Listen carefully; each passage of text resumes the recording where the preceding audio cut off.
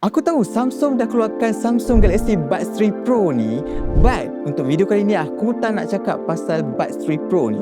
Aku nak cakap tentang Samsung Galaxy Buds 2 Pro ni. Sebab pada aku earbuds ni masih lagi relevan pada waktu sekarang dan lebih murah kalau korang angkat. Kalau cakap pasal sound quality, memang Galaxy Buds 2 Pro ni memang on the top lah kan. Kalau korang pairkan dengan Samsung devices ataupun Samsung phone lah kan. Sebab korang akan dapat akses hi-fi 24-bit high quality audio. Plus korang dapat 360 audio and Dolby head tracking. Memang kalau korang tengok video ataupun movie tu memang macam dalam wayang lah. Dan untuk ANC dia, memang kalau korang naik LRT ke ataupun kalau korang pasang aircon ke apa, bunyi bassing tu memang aku boleh kata not 100% akan hilang, but 70 to 80% pada aku untuk ANC dia. Tapi kalau korang nak ANC yang lebih kuat lagi padu kan, korang kena angkat Samsung Buds 3 Pro ni.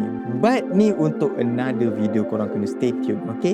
Bateri dia senang aku nak cakap. Untuk penggunaan aku, kalau korang on ANC dia, korang boleh dapat dalam 5 jam. Tapi kalau korang off ANC, korang dapat dalam 8 jam. Dan untuk penggunaan keseluruhan, korang dapat dalam 29 jam lah kan, kalau korang konsisten pakai setiap hari. Kenapa aku kata masih lagi relevan? Sebab harga dia dah turun guys. Korang boleh dapat dalam 599 dan mungkin korang boleh dapat lagi rendah daripada itu. Tapi beware, Samsung product masih lagi ada fake product. So korang kena hati-hati bila korang dapat price tag yang sangat-sangat murah. Sebab pada aku lah kan, sound quality dia agak minor dia punya upgrade.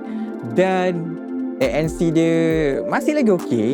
Cuma nak lebih power memang korang kena angkat Samsung Galaxy Buds 3 Pro ni lah. Untuk harga yang ditawarkan sekarang ni sangat-sangat berbaloi. Okay? So, korang boleh komen apa price tag yang korang dapat. Dan kalau korang dah ada pengalaman memakai Samsung Galaxy Buds 2 Pro ni, korang boleh drop komen apa pengalaman korang dan apa yang korang tak suka tentang Samsung Galaxy Buds 2 Pro ni.